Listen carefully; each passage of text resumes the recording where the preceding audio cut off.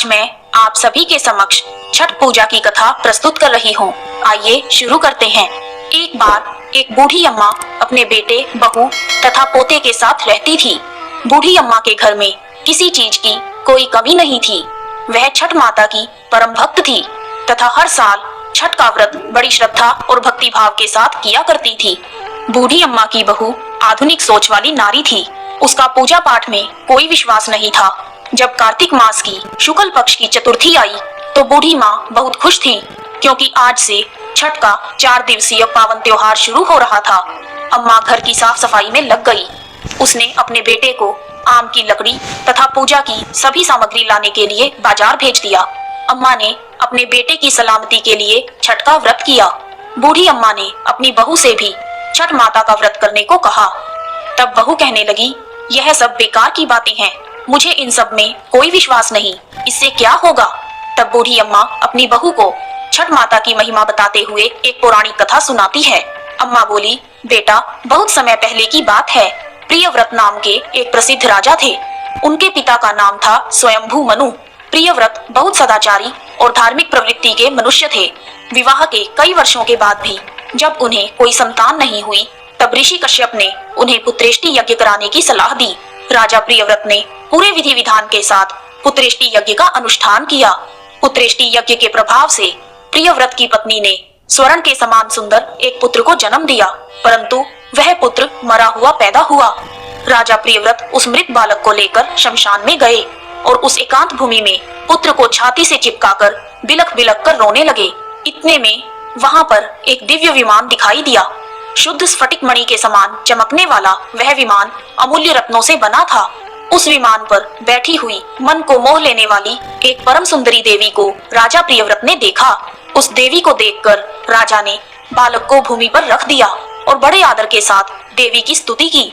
वह देवी स्कंद भगवान की प्रिय पत्नी षष्ठी देवी थी। उनका शांत विग्रह ग्रीष्मकालीन सूर्य के समान चमचमा रहा था।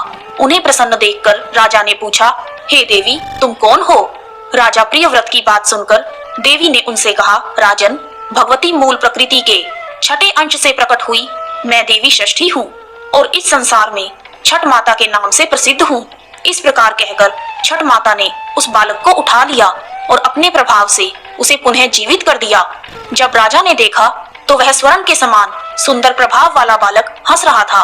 अभी राजा प्रियव्रत उस बालक की ओर देख ही रहे थे कि छठ माता उस बालक को लेकर आकाश में जाने लगी। यह देखकर राजा के कंठ, होठ और तालू सूख गए। उन्होंने माता की स्तुति की।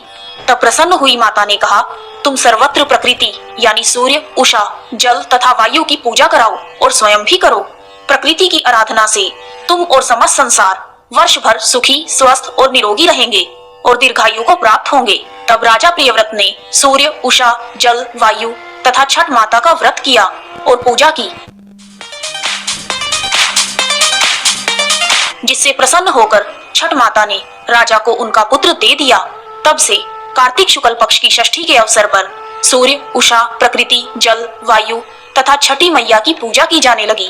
तब बूढ़ी अम्मा ने बहू से कहा, बेटी, छठ माता की महिमा तो ऐसी है कि स्वयं भगवान श्री राम तथा सीता माता ने भी छठ का व्रत करके भगवान सूर्य देव का आशीर्वाद प्राप्त किया था।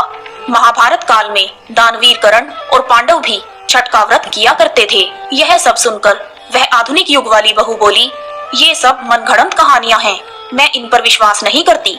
यह सुनकर बूढ़ी अम्मा छठ माता से क्षमा मांगने लगी और बहू को फिर से समझाने की कोशिश करती है कि बेटी, हजारों सालों से चली आ रही इस परंपरा का मजाक मत उड़ाओ तथा तुम भी मेरे पोते की दीर्घायु के लिए छठ माता का पूजन करो। बूढ़ी अम्मा की बातों को सुना अनसुना करके बहू वहाँ से चली गई। बूढ़ी अम्मा ने बड़ी श्रद्धा के साथ नहाए खाए का दिन किया और उधर बहू ने पूरा दिन घर के बाहर मौज मस्ती में बिता दिया।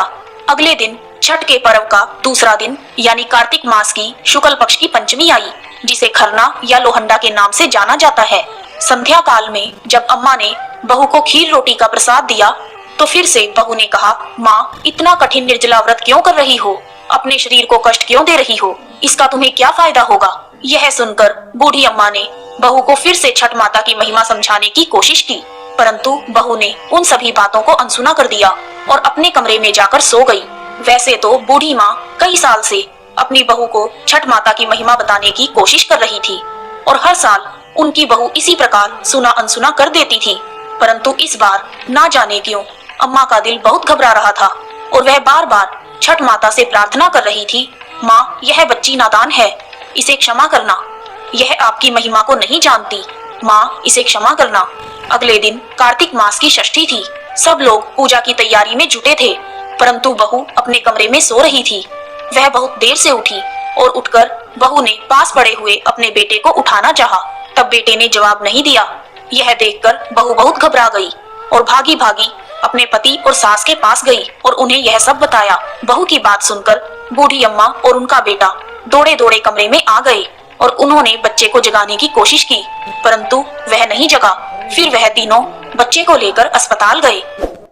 डॉक्टर ने बच्चे की जांच की और देखा कि बालक की तो सांसें ही रुकी हुई हैं। डॉक्टर यह देखकर हैरान हो गए कि इतना छोटा बालक जो बिल्कुल स्वस्थ था ऐसे कैसे जा सकता है, परंतु विधि का विधान और प्रकृति का नियम कहकर डॉक्टर ने अपने हाथ खड़े कर दिए।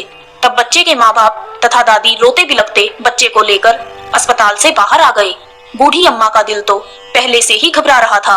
पोते की सांस चले जाने पर अम्मा की जुबान पर केवल यही शब्द थे, हे छठ माता क्षमा कर दे, मेरे पोते के शरीर में सांस भर दे, तुम तो पुत्र देने वाली हो, उनका पालन पोषण करने वाली हो, तुम समय से पहले उनके प्राण कैसे ले सकती हो, यदि हमसे कोई भूल हुई है तो हमें क्षमा कर दो माँ। उसी समय कहीं से एक अनजान औरत वहाँ आ गई और अम्मा की बहू से कहने लगी कि छठी मैया किसी के भी असमय प्राण नहीं लेती, तुमने अवश्य ही कोई ऐसी भूल की है जिससे माता बहुत नाराज हो गई है। आज छठ का पावन पर्व है, पूरी श्रद्धा से छठ माता को याद करो और विधि विधान से माता का व्रत करने का संकल्प करो, तुम्हारा पुत्र अवश्य ही जी उठेगा।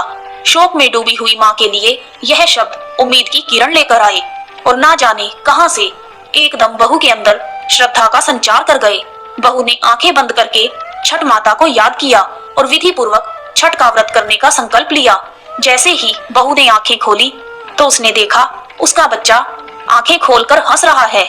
यह करिश्मा देखकर सब परिवार वाले और डॉक्टर आश्चर्यचकित हो गए। बच्चे को जीवित देखकर जैसे ही बहू ने उस अनजान औरत को धन्यवाद करने के लिए सिर घुमाया तो देखा कि वहाँ कोई नहीं है।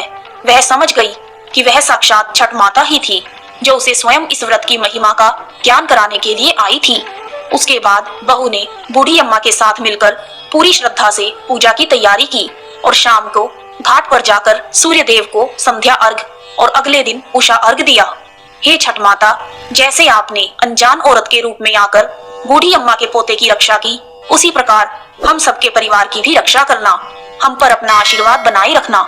जय छठ मैया। कथा समाप्त। कहानी सुनने वालों का भी भला और सुनाने वालों का भी भला। जय छठी मैया।